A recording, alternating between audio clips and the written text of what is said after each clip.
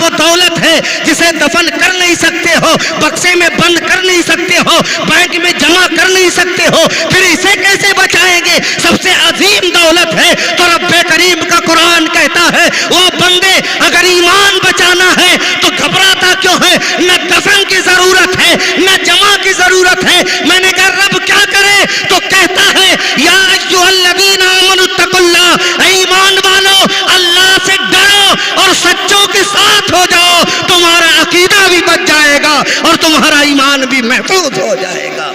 لیکن سچوں کے ساتھ صرف نیاز اور ملیدہ تک نہیں, حلوے اور درود تک نہیں, بلکہ جس طرح رابعہ بصریہ ہو گئی تھی. حضرت رابعہ کی بکریاں تھی, آپ کی بکریاں بھی ہیں, جنگل میں چرنے جاتی ہے, ان کی بکریاں بھی جاتی تھی, لیکن جہاں جنگل کا بھیڑیا چرتا وہی رابعہ کی بکریاں چرا کرتی تھی. نہ وہ ڈراتا تھا نہ یہ ڈرتی تھی, نہ وہ دوڑاتا تھا نہ یہ دوڑتی تھی. اور بصرہ کے دوسرے لوگوں کی بکریاں اگر چلی جائیں تو بھیڑیا پکڑ لیتا تھا, کھا جاتا تھا. لوگوں نے سمجھا کہ ضرور رابعہ نے کوئی تعویذ کرایا ہوگا, ضرور کوئی دعا کی ہوگی, کوئی وظیفہ ہوگا. حضرت ہمارے یہاں یہی تو حال ہے نا حضرت, کہ اگر ذرا سا کچھ ہو جائے کہ مولانا بڑے ہیں کوئی وظیفہ کر لیا ہوگا, اسی لیے ان کے پیسوں میں برکت ہو رہی ہے, ان کی بہو اچھی طرح رہ رہی ہے, کسی سے تعویذ لائے ہوں گے. سارا مسئلہ تعویذ پر ٹکا ہے, سارا مسئلہ باباؤں کے تعویذ اور دعا پر ٹکا ہے, جن کی بیوی خود دعا سے نہیں ٹک رہی ہے اور ان کی دعا سے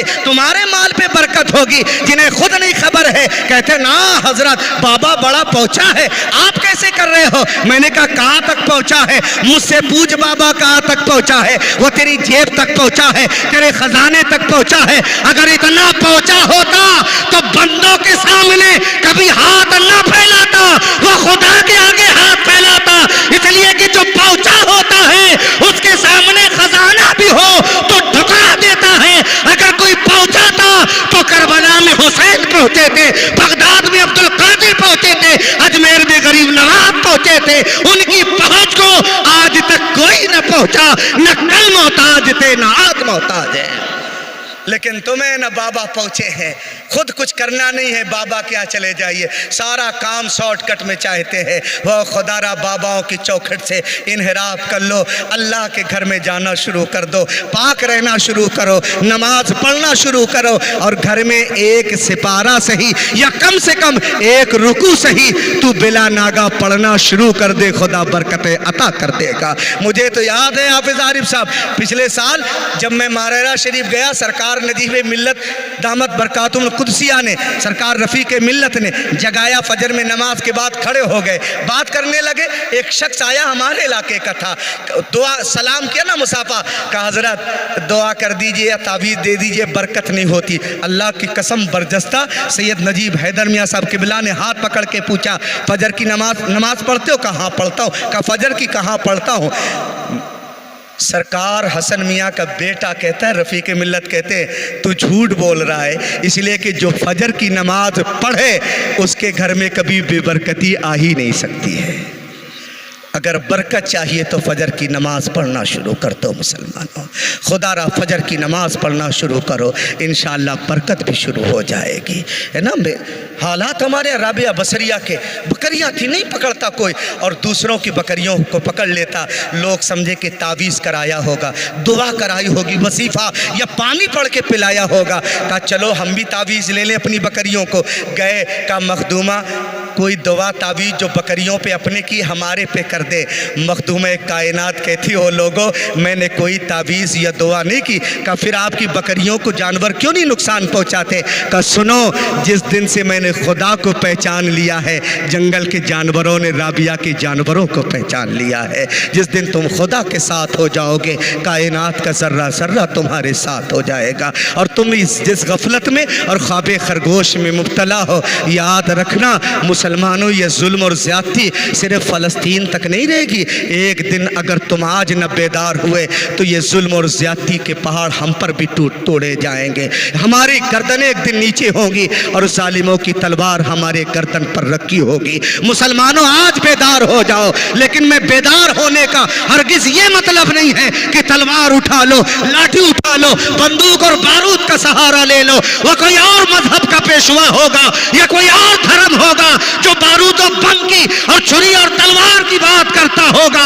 हम उस नबी के मानने वाले हैं जो पत्थर खा के भी दुआ देने का हुनर रखते हो, जो कांटों पर चलकर भी मुस्कुराने का हमें सबक दे गए हो। सारी दुनिया जब मिटाने की बात करती थी, आमिना का लाल मदीने में बैठकर इंसानियत बचाने की बात करता था। और तुम घबराते क्यों हो? मेरी गुफ्तगू से हरगिज ये मफहूम ना निकाल लेना कि जिस तरह मीडिया में प्रोपेगेंडा है कि फलस्तीन मिट जाएगा, क़िबला अव्वल मस्जिद अक्सा मुनहदिम कर दी जाएगी और गिरा दी जाएगी, मुसलमान फलस्तीन से निस्तो नाबूद हो जाएंगे, बारूद और बम उन्हें मिटा देंगे। नहीं नहीं, ये प्रोपेगेंडा है। मुस्तफा जो चराग जला दे वो ना बुझा तो मुस्तफा के मानने वाले कैसे मिट सकते हैं? ये कोई नया नारा नहीं है। आज से 1400 साल पहले जंगे खंदक के मौके पर यही नारा मदीने के ताल्लुक से लगा था, जब बद्र में शिकस्त खाई थी और जालिमों ने मदीने का मुहासरा किया था,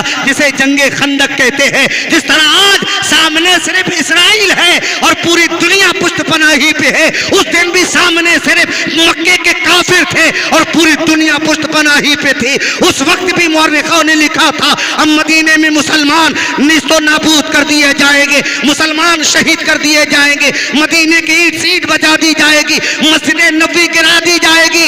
याद रखो मुसलमानों, लोग बदले हैं लेकिन बोली वही है और जमाना गवाह है।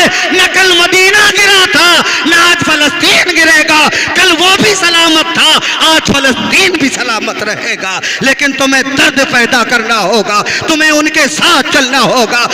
तुम्हें हया नहीं आती है, तुम्हारी बच्चियों की इज्जत व आबरू सरेआम नीलाम हो रही है। उन गोद के बच्चों को माओ से छीनकर बारूद व बम का निशाना बनाया जा रहा है। हमारे बुजुर्गों को बेदर्दी से कत्ल किया जा रहा है। वो मस्जिद जिसे क़िबला अव्वल कहते हैं, जिसपे मुस्तफा के कदम पड़े थे, वो मस्जिद जिसके इर्द गिर्द 70,000 नबियों रसूलों की मज़ार मुक़द्दस है, उसकी अजमत को, उसके दरो दीवार को खतरा लाहिक है। और हमारी जमात ख्वाबे खरगोश में मुब्तला है, ढोल और ताशे में, गाजे और बाजे में, रस्म और रवाज में है।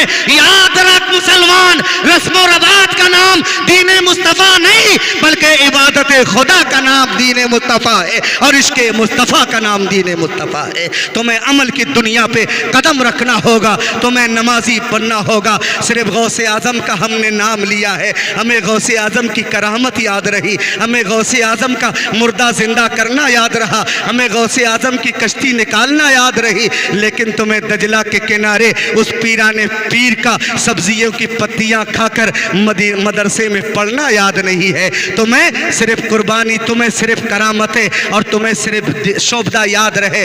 लेकिन काश तुम्हें गौसे आज़म की जाफिशानी भी याद रही होती।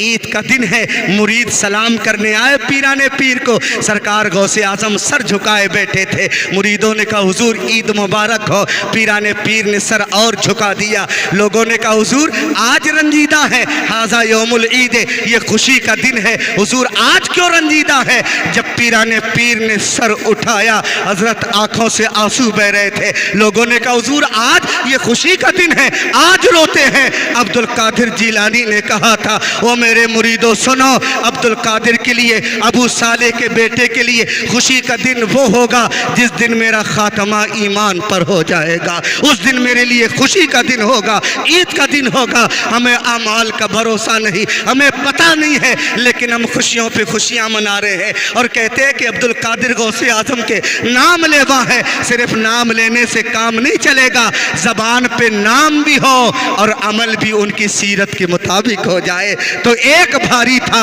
हज़ारों गुलाम पूरे ज़माने पर भारी हो जाएंगे। मुसलमानों खुदा रहा, अब पलट के आ जाओ शरीयत मुस्तफ़ा की तरफ, अब पलट के आ जाओ दीन मुस्तफ़ा की तरफ। मुझे याद है एक जगह हज़रत में गया ना तकरीर करने, एक साहब ने जब खाना खिलाना चाहा तो हाथ धुलाए, सुन्नत है कि नहीं है? सुन्नत है हाथ धुलाना। अच्छा हम मौलवियों को ना कुछ ही सुन्नतें याद रह गई हैं, सही है बुरा न मानिएगा, हमको कुछ सुन्नतें मुसलमानों की याद रह गई है। है कि नमकीन से शुरू करो, है ना, मीठे के बाद नमकीन, नमकीन के बाद मीठा, मीठे के बाद नमकीन, नमकीन के बाद मीठा, बस यही सुन्नत है तो है ना। उसके बाद हाथ उठाओ, दुआ करो कि माशाअल्लाह मज़ा आ गया।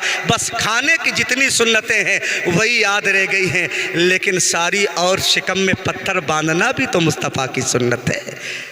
शिकम में पत्थर बांधना भी तो मुस्तफ़ा की सुन्नत है।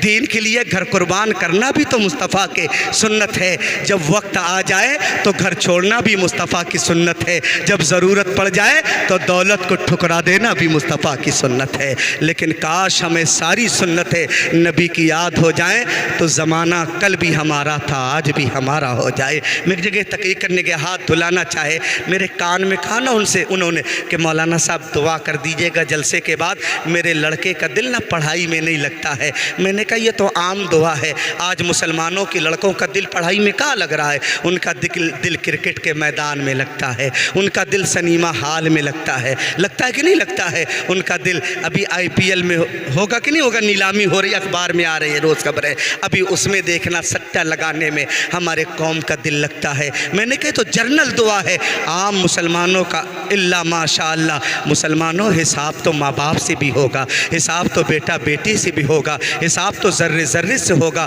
कोई नहीं बच पाएगा। ए अमल माशेता, नबी ने कहा करो जो करना चाहो, लेकिन जैसा करोगे वैसे ही भुगतना पड़ेगा, जो बोगे वही काटना पड़ेगा।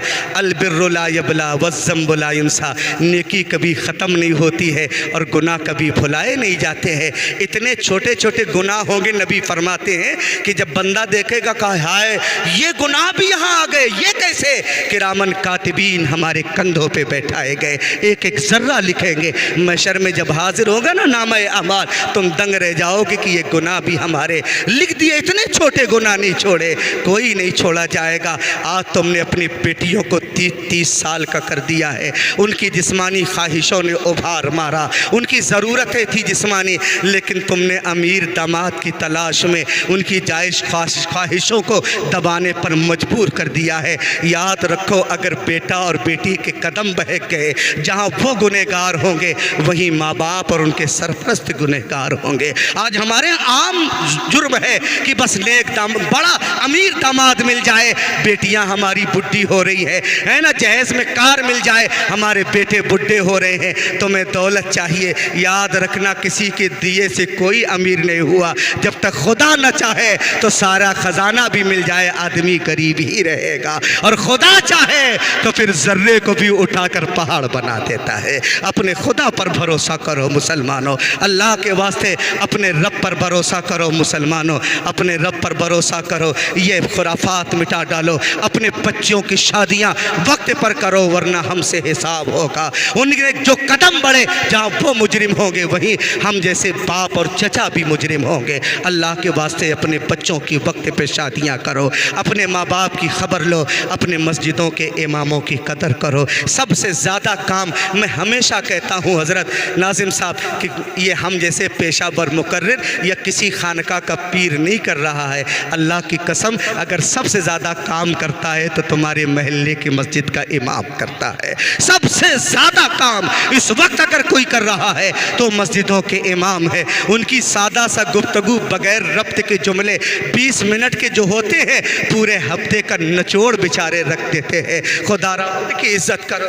लेकिन हमारे समाज में अजीब हो गया है, जितना ऊंचा जुब्बा हो जाए, जितना ऊंचा अमामा हो जाए, नाम भी उतना ऊंचा होता है, नजराना भी उतना ऊंचा होता है। जबकि हम कभी कभी आएंगे लच्छेदार गुफ्तगू सुना के चले जाएंगे। जब तुम्हारे बाप की हलक पे रूह अटकेगी या माँ की आखिरी सांसें और हिचकियाँ होंगी, सूरह बर्क, सूरह यासीन या कोई और सूरह पढ़ने के लिए न किसी खानका का पीर आएगा, न कोई कादिए शहर आएगा, तुम्हारे महल्ले का इमाम आएगा। जनाजा भी वही पढ़ाएगा, दुआ भी वही करेगा, कीजा और चलिस्वा में भी हाथ वही उठाएगा, कुरान पढ़ेगा भी, पढ़वा के देगा भी। इसलिए नजराने का भी मुस्तहिक सबसे ज़्यादा वही है। अपने इमामों की कदर करो, रियाकारी से खुदा रहबाज आ जाओ। मुसलमानों बहुत हो गया है। मैं हमेशा कहता हूँ ये ढोल ताशे, ये तुम इससे बाज आ जाओ। ये रियाकारी, ये दिखावा, ये तमाशा, ये रस्म व रवाज से تم باز آ جاؤ، اس لیے کہ اسلام رسم و رواج کا نام نہیں بلکہ حکم خدا اور طریقے مصطفیٰ کا نام اسلام ہے۔ یا ایھا الذین آمنوا اتقوا اللہ، اے ایمان والو اللہ سے ڈرو۔ اور حضرت یونس علیہ السلام، آخری بات میری سنو، ان کی دوستی حضرت جبرائیل علیہ السلام سے بڑی پکی تھی۔ انہوں نے کہا کہ ایسے بندے سے ملاقات کراؤ جبرائیل جو اللہ جسے سب سے زیادہ پسند کرتا ہو۔ حضرت جبرائیل نے کہا آئیے پیغمبر چلیے۔ فلسطین لے کے گئے، لیکن شہر نہیں لے کے گئے تھے ناظم صاحب، بلکہ فلسطین کی جنگلات میں لے کے گئے، پہاڑ کے قریب کھڑا کیا اور کہا پیغمبر وہ پہاڑ کے نوک پر جو بندہ لیٹا ہے نا، اللہ سب سے زیادہ دنیا میں اسے پسند فرماتا ہے۔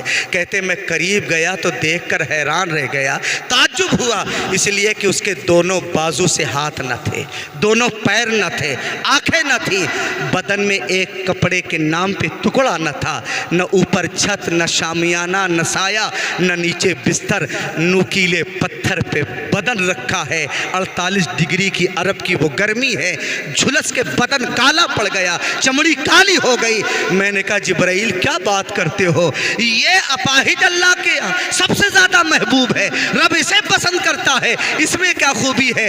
جبرائیل علیہ السلام نے کہا میرے پیغمبر ذرا قریب جا کے دیکھو، آپ کو اندازہ ہوگا کہ کیوں پسند کرتا ہے۔ حضرت یونس علیہ السلام قریب گئے تو کہتے ہیں وہ کچھ بول رہا تھا زیر لب، میں نے کہا سنوں تو کیا کہہ رہا ہے۔ حضرت یونس علیہ السلام قریب گئے، وہ اپاہج بندہ نوکیلے ننگے بدن پتھر پہ لیٹا کہہ رہا ہے کہ مولا تیرا شکریہ کیسے ادا کروں گا، رب میں تیرا شکر کیسے ادا کروں، اس لیے کہ مانا کہ میرے ہاتھ نہیں ہیں، رب مانا کہ میرے پیر نہیں ہیں، آنکھیں نہیں ہیں، لیکن رب کم سے کم تو نے سانسیں تو چلنے کی توفیق دی ہے، مولا دل تو دھڑک رہا ہے تیرے کرم سے، مولا مانا کہ چھت نہیں ہے لیکن آسمان کا شامیانہ تو میرے اوپر ہے، مانا کہ نرم و نازک بستر نہیں لیکن بدن رکھنے کو مولا پتھر تو نے دیا ہے، رب اس کا شکریہ کیسے ادا کروں گا۔ حضرت یونس علیہ السلام مچل کے رو پڑے، چیخ نکل گئی اور کہا رب یقیناً اسے پسند نہیں فرمائے گا تو کسے پسند فرمائے گا،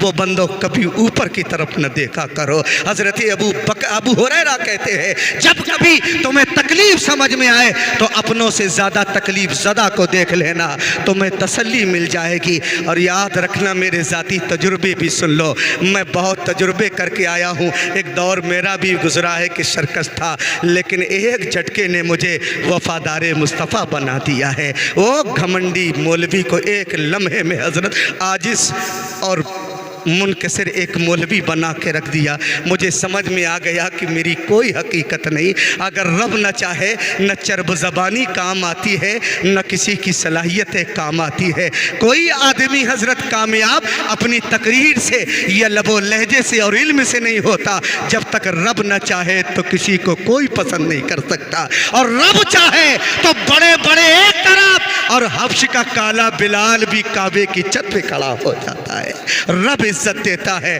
پوچھیں یہ حافظ عارف صاحب، یہ شاگرد بھی ہیں محتمم بھی ہیں، انہوں نے مجھے قریب سے دیکھا ہے۔ حضرت کرونا کال میں میں نے جب استعفیٰ دیا نا، مورہوا کے لوگوں سنو یہ حقیقت کہانی ہے، میں بڑا تیز آدمی، کسی کو کچھ نہ سمجھنا میری فطرت میں شاید تھا، اب پتہ نہیں کیوں تھا، شاید مجھے ٹھوکر لگنا تھی، اور جب میں نے استعفیٰ دیا جس سال کرونا آیا، جامع مسجد کی امامت سے اور دارالعلوم کے نائب پرنسپلی سے میں نے استعفیٰ دیا، حضرت تقریر اور جلسے تو 2 سال نہیں ہوئے نا، اس کے بعد لاک ڈاؤن اور پھر اتنی پابندی کہ ایک جلسہ نہیں، میرے پاس نہ امامت تھی، نہ مدرسے کے کوئی مدرسی تھی، نہ گھر سے 1 روپے کی مدد تھی، اور نہ خود مکان میرا تھا، پوچھے کرایہ